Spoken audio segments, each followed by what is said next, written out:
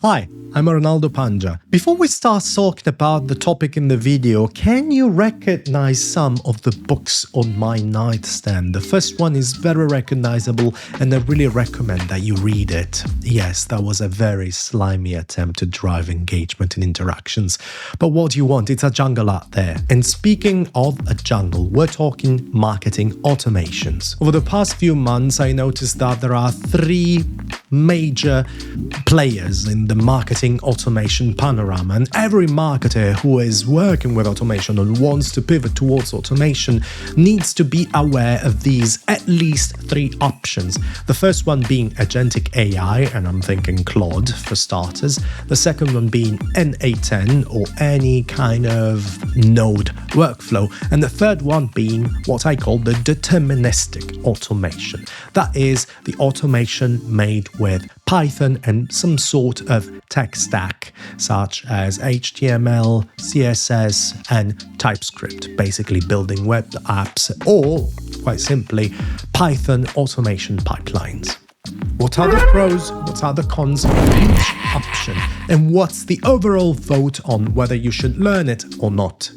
Now let's start with Agentic AI because it's very, very easy to set up.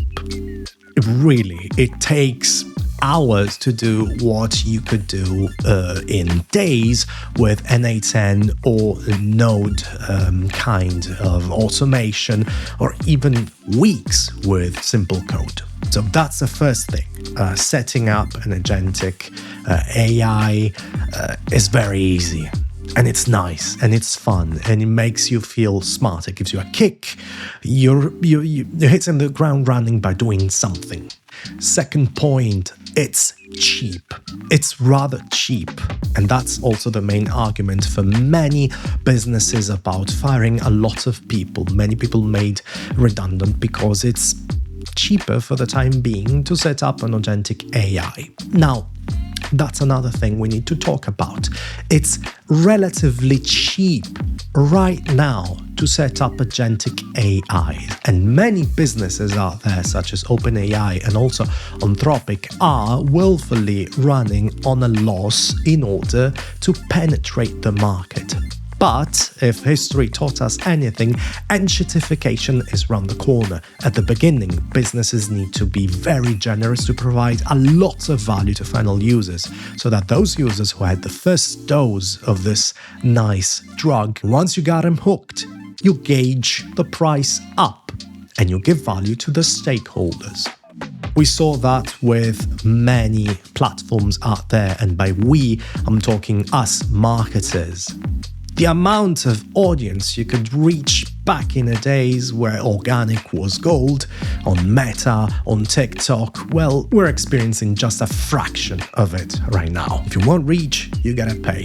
And in the near future, I, with many other people, foresee that if you want the tokens, you'll have to pay much more. It's already happening with Copilot. Third point, it's a buzzword. Write in your CV that you have experience with Agentic AI. Well, it's nice. Draws attention. Everybody wants to have a professional who's fluent in AI tools, even if not all decision makers are perfectly literate on the subject. And all in all, it generates traction in every possible sense. Lastly, you sit down and relax. You let the AI agent doing all the heavy lifting, and you get yourself a cup of coffee and reap the benefits of the hard work. Where's the catch? Well, firstly, and I already mentioned that, but Agentic AI are cheap right now, but will not be cheap forever in the future. If you want, you can self-host Agentic AI on your hardware, but good luck having a computer powerful enough to do so. And also, you need to have the technical skills to do so.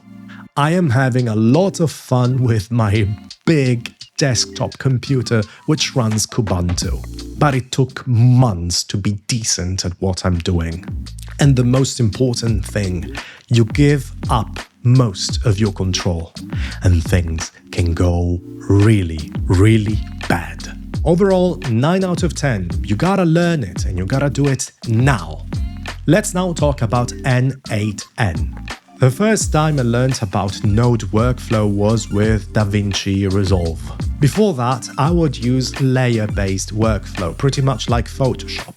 And I have to say that learning about nodes was a little bit complicated. There are a few concepts that are not very easy to learn. So the first point being that there is a slight learning curve, but there is much more control. And in fact, I would like to start with that. A nice thing about N8N is that you have more control, and this control comes with a little bit of learning curve, but you don't have to learn code in order to automate things. That means that you get to automate some workflows in days instead of weeks. The second sweet reason for becoming fluent in N8N is that there is a lot of community material out there. Ready-made workflows or subreddits or whatnot. If you don't know how to build something, there are tons of free resources out there. Third point, as of June 2026, N8N is still fairly popular. So investing time in this skill is not time wasted. Number 4, it can be dirt cheap. The subscription is not particularly pricey, and also you can self-host it on your favorite hardware. You can host it on your Linux machine or on your NAS. I have a Synology NAS and I deployed a Docker container in order to have it running 24/7. Number 5, you can integrate it with Python or JavaScript automation. So if you already know how to code, N8N can really bolster what you build. And now for the downside, the first thing being N8N is rather slow compared to Agentic AI. So basically you get to build things in days, but Agentic AIs can actually do the exact same thing in hours. Secondly, there is a slight learning curve for that. Don't expect it to work right outside the box. Thirdly, it's cheap. It's even cheaper because you can self-host it, so you get to pay just the cost of your machine and the power it's running on and internet. But the thing is that it's not particularly easy, and I don't expect you to learn how to deploy a Docker container the moment you read it for the first time. So learning curve can be a bit of an issue. And lastly, N8N is not currently as sexy as AI agents are. So it's a kind of skill that, of course, you can spend in your CV, you can spend as a professional, but the hype is most certainly somewhere else. Overall, 7 out of 10. It's still relevant, but for the time being, N8N feels like the middleman who's being squished between automation with Python and Agentic AI. But that's just my impression. Lastly, Python and in general, code automation. The first most important pro I want to mention is that you have full control. The sky is the limit to what you can build. Secondly, it's extremely easy to maintain and to scale if and only if, and that's a big if, you have the skills to do so. At the very beginning, when I started coding with Python in 2020, I was having a hard time learning bash scripts, that is, learning how to write on the terminal, and also managing version control on GitHub. That was complicated, and I messed up a couple of things. So all in all, and we're getting there in the cons, it really takes a bit of effort, and that's an understatement. Third major pro.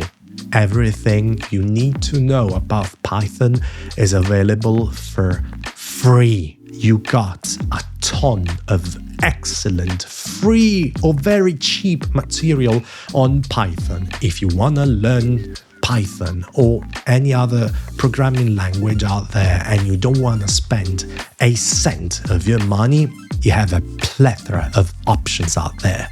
Number 4, it's a skill that you can use with Agentic AI and N8N to bolster what you're building. In other words, if you know the code that you're asking your artificial intelligence to generate, you can review it, you can spot hallucinations.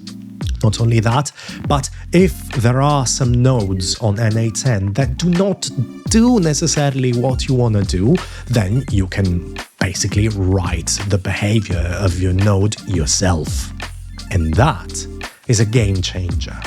Lastly, and this is my favorite, strongest point to encourage you to learn a programming language, is that it's an extremely rare skill that one has if they are not tech, if they're not pure engineering or coder. This is pretty much also my case. In my previous professional life, I was a simultaneous interpreter. Then I pivoted into content marketing and video making. And from that, in order to solve some very tangible problems, I needed to learn Python and automation before artificial intelligence and AI agents were a thing. And this very skill gave me the possibility of building stuff with relative ease. And in this intersection is a ton of value.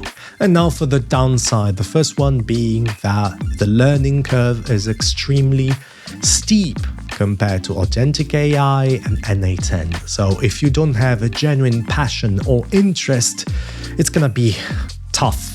Second drawback, you do have full control, but it's extremely time confusing.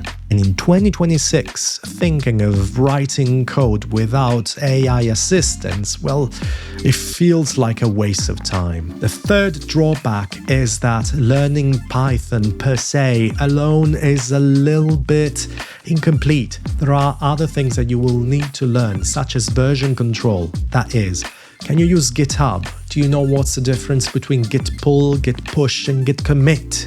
Can you branch your code?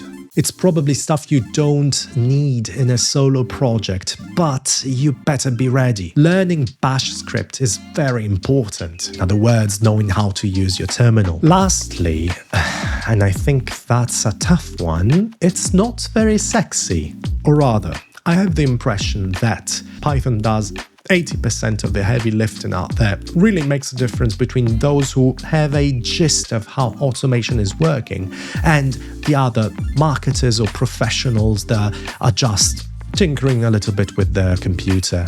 It's tough to communicate values to non-technical people, but if you, like me, have a background of non-tech and you have proof of knowledge with technical people and fellow engineers, you will be oftentimes treated as one of the techies. And it's great for stakeholder management. Overall, 8 out of 10. It's tough, but it pays dividends. All in all, where do you start? My take is that you start with Agentic AI, and little by little, you learn to move your steps towards N8N automation or node-based automation. And when you're ready to stop depending on other platforms and services, you teach yourself Python, Bash, and Git, because the professionals who will matter in a couple of years are those who will be able to master all of these things. That was all for today. If you want to read the whole breakdown, check the article on the right angle here in the description. Bye now.